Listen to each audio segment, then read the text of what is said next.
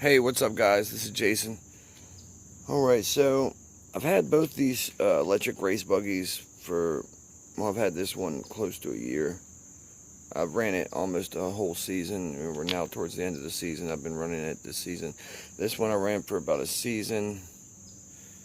Yeah, about a season, and I had a Mugen 7R, or I'm sorry, a 7 Eco. Model before this one that I ran for a few months before I bought this one. So I think it's time for a review. Alright guys, so this is my review of my experience with the MBX7R Eco and the Serpent SRX8E buggy. Alright, so we're going to start out with the Mugen. I'm kind of going to go back and forth and just kind of compare some different things. Alright, so the biggest difference I notice, just in the driving of them, is the Mugen with the pillow balls in the front. It's a lot more forgiving on, your not ideal landings or, a bad landing. It'll be more forgiving. The Serpent is not so much as forgiving in the front end, especially. So the Mugen, it drives, I would say it's probably one of the smoothest driving RCs out there. That you can run this thing smooth on a track pretty easily and be pretty quick. You can step it up a notch and push it harder. It seems to drive. It's more easy to drive. I'd say it's like flatter. It's more stable. Now, Serpent. This car is a little more twitchy. I'm still doing some work on it. I haven't driven it since I've redone the diffs, where I'm trying to get a little more rotation from the rear. I had no issues with that from my Mugen, being that I run it under drive in the rear, and I have extra weight back there. This thing just, I've really just gotten it to where I really wanted it to be, and then I switched. I may race this weekend. Heck, I don't know. I always have a lot of ideas that kind of come in my mind, and then another one will pop in. So I don't know what I'm going to do. If I ever say I'm going to do this, and then you see me at a race, I'm doing something completely different, please don't mind that. That's just how I am. It's how I work. So, I kind of just do what I want at the moment. So, all right. So this buggy, I've ran this with the carbon fiber front shock tower and the rear. I switched back to this one on the rear because it seemed to take more abuse than the front, being that it's higher up. And it started to, like, if you look at this one, let's see, it's not really having as much issue where the damage is kind of just smashed it. It's not like peeling apart. The back one did start peeling apart. Now maybe that's because I didn't glue it correctly on the top. I don't know, but I switched back to it. I do like the extra flex up in the front. And just like I said, same with the pillow balls, how it's just a little more forgiving. Now in this buggy, I've ran the SMC 1900. I've ran several motors in this, but 1900 kV is pretty much any motor you got. They all run about the same. It's been my experience anyway.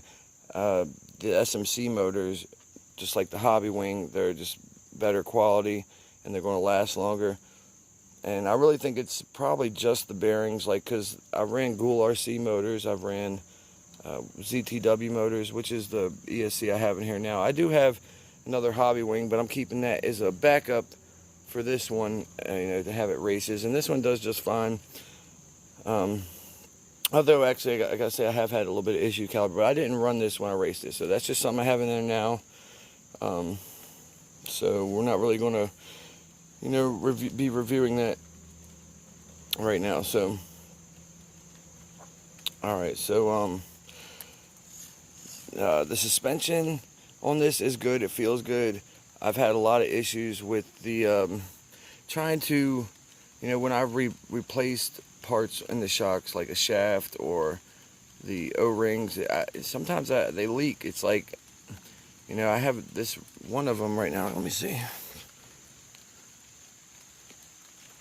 You see that one's kind of, not this one here, but that one, it's kind of damp there at the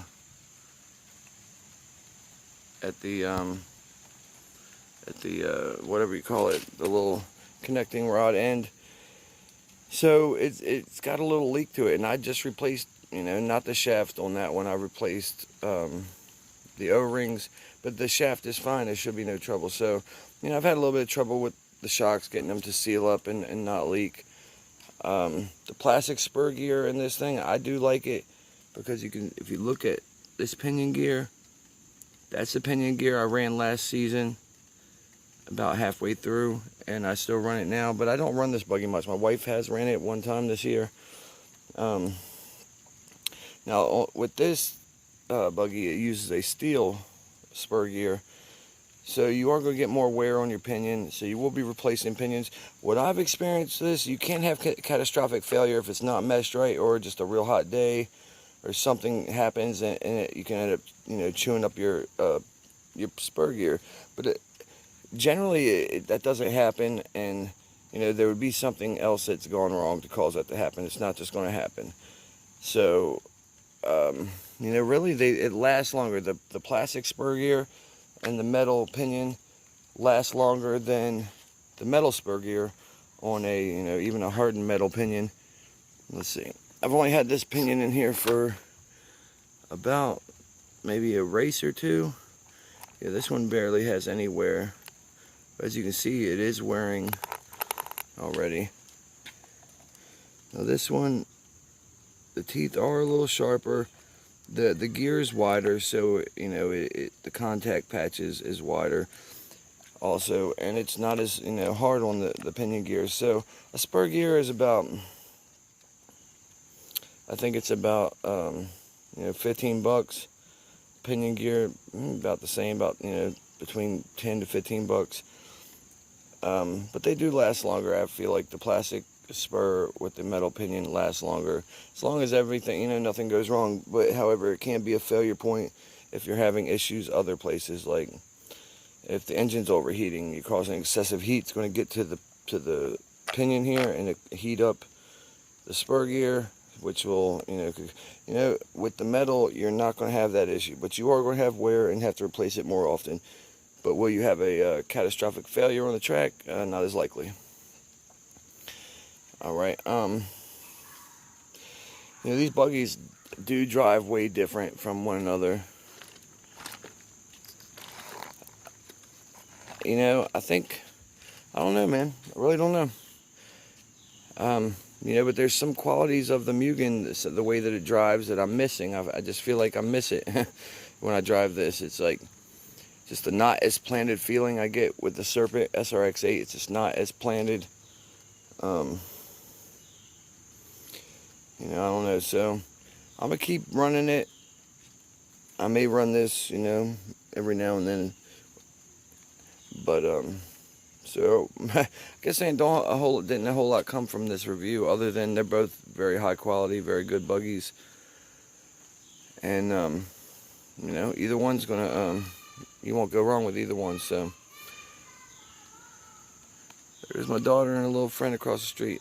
All right, guys, I need to get off here, but thanks for watching. Please leave a like, comment, and subscribe. I'll see you guys on the next one. Later.